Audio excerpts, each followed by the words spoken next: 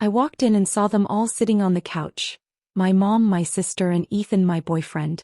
Their faces looked like a bad dream I couldn't wake up from. No one spoke. No one even blinked. "What's going on?" I asked. My voice cracked. Not from fear but from the kind of silence that tastes like betrayal. Ethan looked at me first, then down at the floor. My mom cleared her throat, but it was my sister Amber who smiled. That same sweet, poisonous smile she used to get away with everything. "Claire," she said softly. "You deserve to hear it from us." From us. The word felt like a knife twisting in my chest. Ethan finally looked up. "I'm sorry. I didn't mean for this to happen. We didn't plan it." I laughed.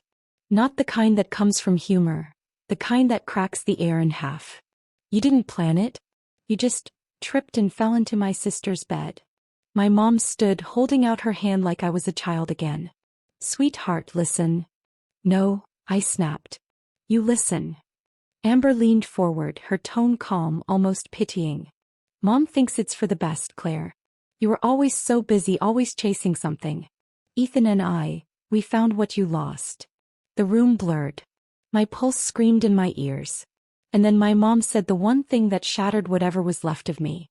"We've already talked about the wedding." My knees buckled. My body went cold. They were planning it. Together. My mom. My sister. My boyfriend. My name is Claire. And from wherever you're watching this, stay with me. Because what they didn't know that day was that I don't beg. I rebuild. And I destroy. Have you ever been betrayed so deeply you felt your soul leave your body? That was me, standing in my own living room, realizing my family had chosen my sister over me. But I didn't scream. I didn't cry. I just whispered, "Congratulations," and walked out. Behind me they thought it was over. But the thing about storms is, you never see them coming until you're already drowning. I didn't sleep that night. You don't sleep after your whole life collapses in a living room that still smells like your mother's lavender candle. I sat on my bed until sunrise, watching the light crawl across the floor, realizing the truth. They weren't sorry. They were comfortable. My phone buzzed. 37 missed calls. Mom, Amber, Ethan. Each one left a voicemail that began with guilt and ended with justification. "Claire, honey, love isn't something you can control. Claire, please don't make this harder than it has to be. Claire, you'll understand one day." Understand? What was there to understand about being replaced in your own life? By noon I was done crying.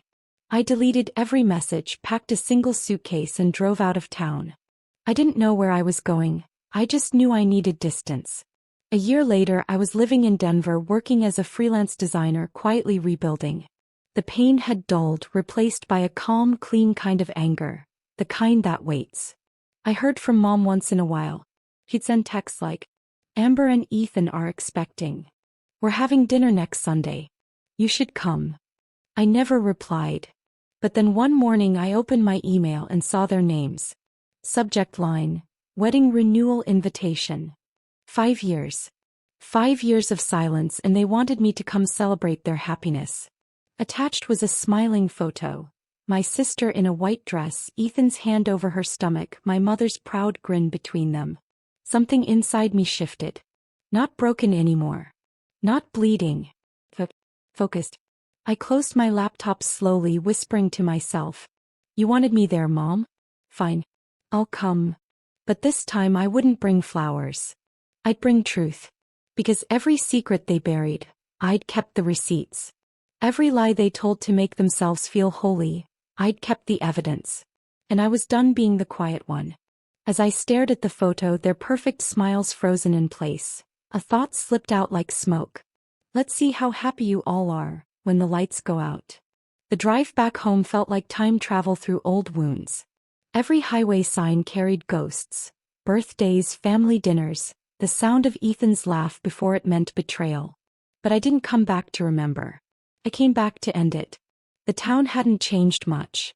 Same diner on the corner, same wilted roses outside Mom's porch. Only difference, now it was their house. My mother had moved in with them after Dad died, something she hadn't even told me. I parked across the street and watched the front door.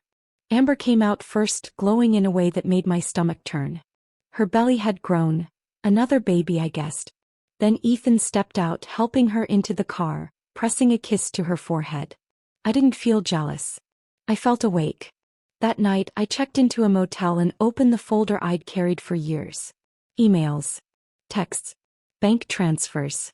Proof that Mom had paid Ethan to stay after I caught him cheating. Proof that Amber had been lying long before the confession. They thought I never found out. They were wrong. I started planning. I didn't need revenge to look dramatic. I needed it to look inevitable. The next day I showed up at their renewal venue, a glass garden hall booked for Saturday. I introduced myself to the event coordinator as Claire Monroe, family photographer. I even smiled as I handed over a fake business card. By nightfall I had full access. Guest list, microphone setup, slideshow schedule. I added one more file to the family slideshow. A file labeled Memories. Inside it, screenshots. Recordings. That night I sat on the edge of my motel bed, watching the glow from the parking lot fade through the blinds. For years I thought healing meant forgiving. Now I realized, sometimes healing means reminding them who you were before they broke you. I looked at my reflection in the TV screen, dark circles under steady eyes. And for the first time I smiled. "You took my peace," I whispered. "Now I'll take your comfort." The next morning I got an email from Amber. "Can't wait to see you, sis. It means the world that you're coming." I typed back. "Wouldn't miss it." They thought I was coming to watch them renew their vows. But I was coming to rewrite the ending. The morning of the ceremony, the air felt too still, like the world knew what was coming. I dressed in a simple black dress, tied my hair back and slipped the flash drive into my clutch. I didn't shake. I didn't blink. I had rehearsed this moment in my mind for 5 years. When I arrived, Mom was the first to spot me. "Oh, Claire. You came," she gasped, hugging me like nothing had ever happened. I stood there, frozen, inhaling her perfume, the same scent she wore the day she told me to let Ethan go. "Wouldn't miss it," I said. My smile was flawless. Her eyes shimmered with relief, the kind that only guilty people feel when they think they're forgiven. Amber floated toward me in her white lace dress, her hand resting on her belly. She looked radiant, like the bride she'd stolen the right to be. "Claire, I'm so happy you're here," she said softly. "It means a lot after everything." After everything. That's what she called it. Everything. Like my heartbreak was a footnote in her love story. Ethan approached next, looking older, heavier, not just in body but in conscience. He offered a weak smile. "Claire, it's really good to see you. You look amazing." I met his eyes and said the truth. "I know." The ceremony started at sunset. Strings played softly as guests settled into white chairs. Amber's son, my nephew, held the rings. Mom beamed from the front row, pride shining in her eyes like she'd built this entire fairy tale herself. Then came the slideshow. Photos of their journey, vacations, baby showers, family dinners. Laughter filled the hall as Ethan and Amber held hands. And right before the final photo the screen glitched, just for a second. Then it began. Amber's voice whispering. "She'll never know, Ethan. She's too busy to notice you're with me when she's at work." Gasps rippled through the guests. The next clip. A video of Mom handing Ethan an envelope. "Make sure you stay with her long enough, dear. She's generous when she's in love." Then a series of texts flashed across the screen, all of them between the three of them. Every lie. Every plan. Every cruel little truth. Amber's voice cracked through the silence. "Turn it off. Turn it off." Ethan lunged for the laptop. But it was too late. The final image appeared. A photo of me and Ethan years ago, happy, unbroken, captioned, "This is the woman you betrayed." The music had stopped. All you could hear was the sound of my mother sobbing, her world cracking in half in front of everyone she tried to impress. I stood and walked down the aisle as every eye turned to me. I didn't smile. I didn't need to. "Renewal," I said quietly, stopping in front of them. "That's what this was supposed to be, right?" I looked at Amber. "Consider it renewed in truth." And then I turned, heels clicking against the marble floor, leaving behind the chaos they created. Outside, the sun had set completely. The garden lights flickered, reflecting off the tears on my hands. For the first time in years, they weren't from pain. They were from release. But my story wasn't over. Because the next day I got a message from Ethan. "Claire, please. We need to talk." And I thought, maybe this ending wasn't his yet. The message came at 3:17 a.m. "Claire, please. We need to talk. Just once." I stared at it for 10 full minutes before replying a single word. "Where?" He sent an address. The old park behind Lincoln High, where we used to sneak off after curfew. The irony almost made me laugh. By sunrise I was there. The air was thick with dew, the kind that clings to your skin like memory. Ethan stood near the benches, hands stuffed in his pockets, face pale as moonlight. "You look different," he said softly. "Harder." "Good," I replied. "Now you can tell I'm not the girl you left." He winced. "Claire, I didn't know what else to do back then. Your mom." "Stop." I cut him off. "You knew exactly what you were doing. You just didn't expect me to survive it." He sat down, rubbing his temples. "Amber's losing everything. Sponsors, friends, she's falling apart. Mom won't even leave her room. You destroyed them." "Destroyed them?" I laughed bitterly. "Ethan, I only turned the mirror around. They destroyed themselves." He nodded slowly, then looked at me, really looked. "You don't even sound angry anymore." "I'm not," I said. "I'm done." But that wasn't true.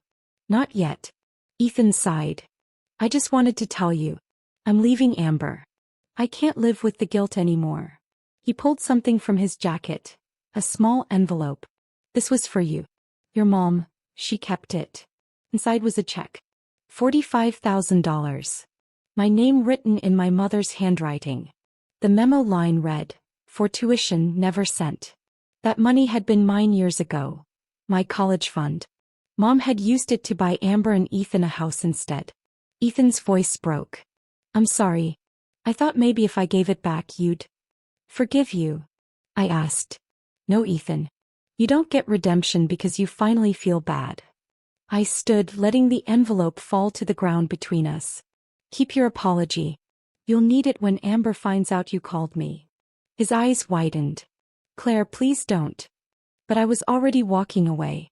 Halfway to my car I stopped. The anger had faded, but something colder had taken its place. Clarity. I wasn't done because the roots of this betrayal went deeper than Ethan or Amber. It began with her. My mother, the woman who taught me to smile while I bled. And if there was one thing I owed myself before I could finally move on, it was truth from her lips. So I got in my car, started the engine, and whispered to the night, "Time to visit home." Because forgiveness wasn't what I came for. I came for answers. I hadn't been back in 6 years. The paint on the front porch had peeled. The roses my dad planted were gone, replaced by lifeless soil. It didn't look like home anymore. It looked like what it had always been. A stage. I stood on the porch, listening to the faint hum of a television inside. For a moment I almost turned back. But then I remembered her voice. "You need to accept a new reality, Claire." And that was enough to knock. The door creaked open.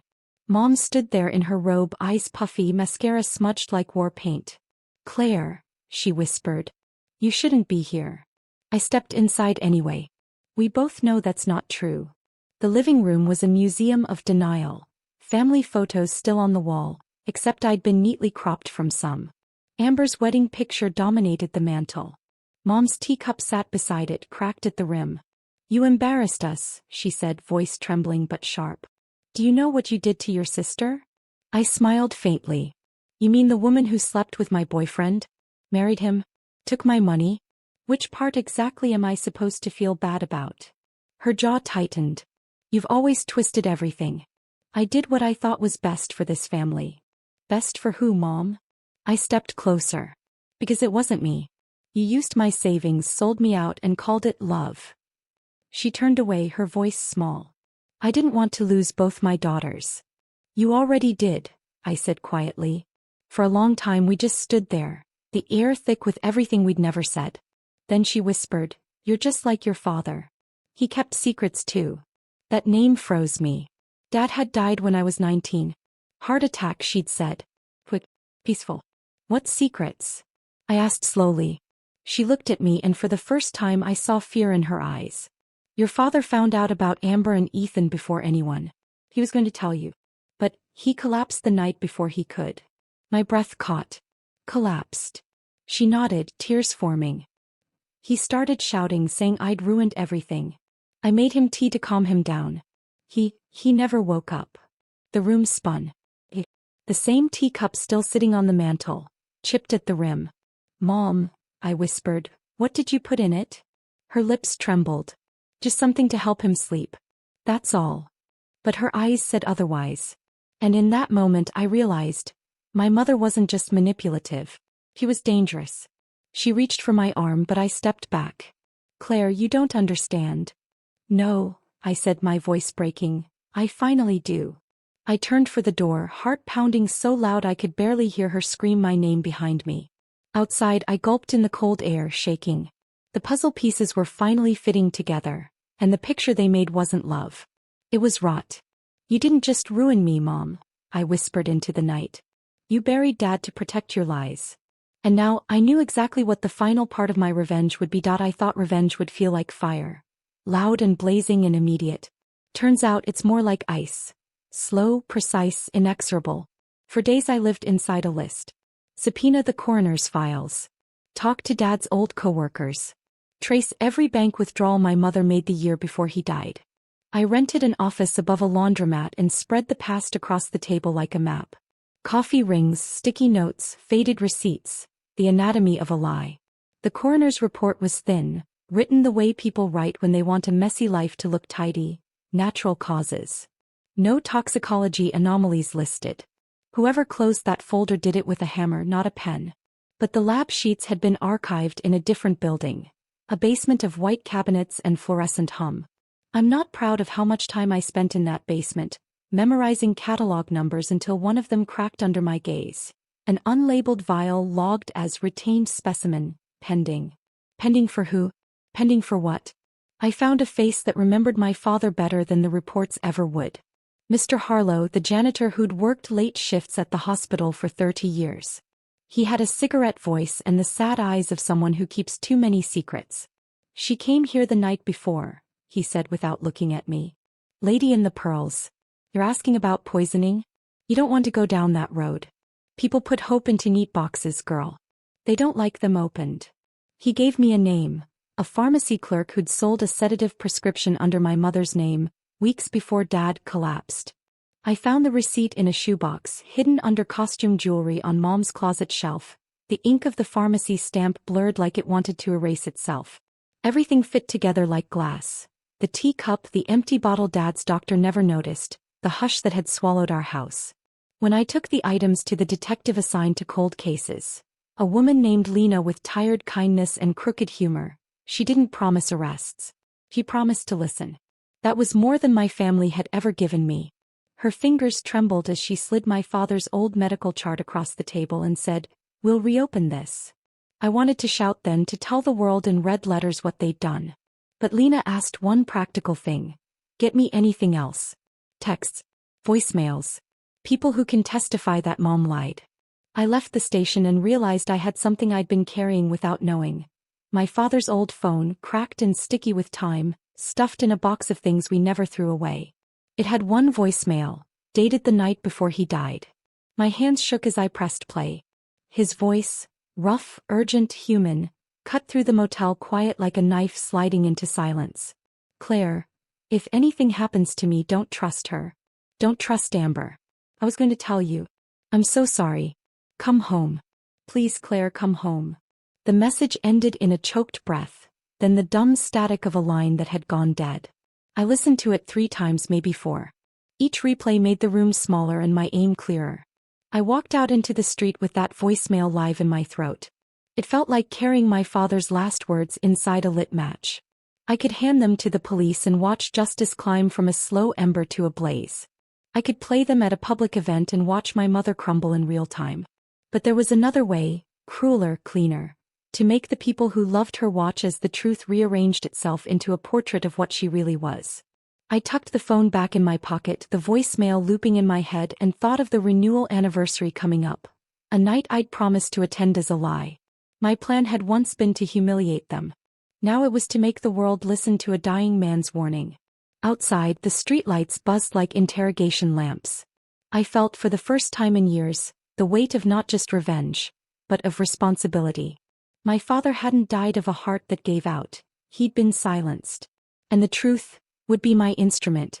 I smiled without joy. "You wanted a family story, Mom," I whispered. "Here comes the chapter you can't edit." The voicemail buzzed again in my head. His last breath, my first proof. I tucked the memory tight and walked toward home, toward the night that would decide everything. I didn't send invitations this time. I just showed up. Amber had organized a small healing dinner. Her way of pretending life could be patched together with matching plates and forced smiles. The same garden hall, the same music humming low, as if playing it again could erase what happened there last time. Mom sat at the head of the table. Still regal, still pretending the world bowed to her charm. Her pearls caught the light like tiny lies. "Claire," she said softly, as if my name were a bruise she wanted to touch. "I'm glad you came. We need to put this behind us." I took my seat, sliding my phone face down beside the silverware. "Oh, I agree," I said. "It's time everything finally rests." Dinner began.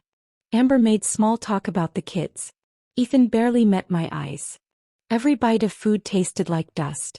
When the plates cleared, I stood and lifted my glass. "A toast," I said. "To family and to truth." They all froze. I tapped my phone.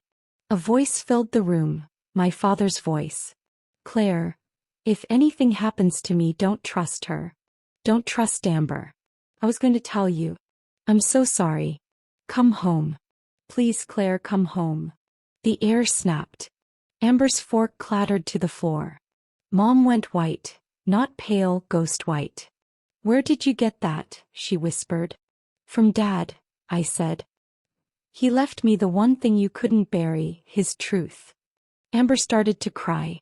Ethan whispered something under his breath, something like, "Oh God." But Mom just sat there, trembling, eyes darting between me and the phone. Finally, her mask cracked. "I didn't mean for it to happen that way," she gasped. "He was going to destroy us, Claire. Everything we built." "Everything you built?" I said quietly. "You mean the lies, the control, the money. You killed Dad to protect the story you wanted to tell, the one where you're the hero." She slammed her hand on the table, but the pearls around her neck snapped, scattering like broken promises. "I did it for this family," she screamed. "No, Mom," I said, stepping closer. "You did it for yourself. And now it's over." I turned to Amber.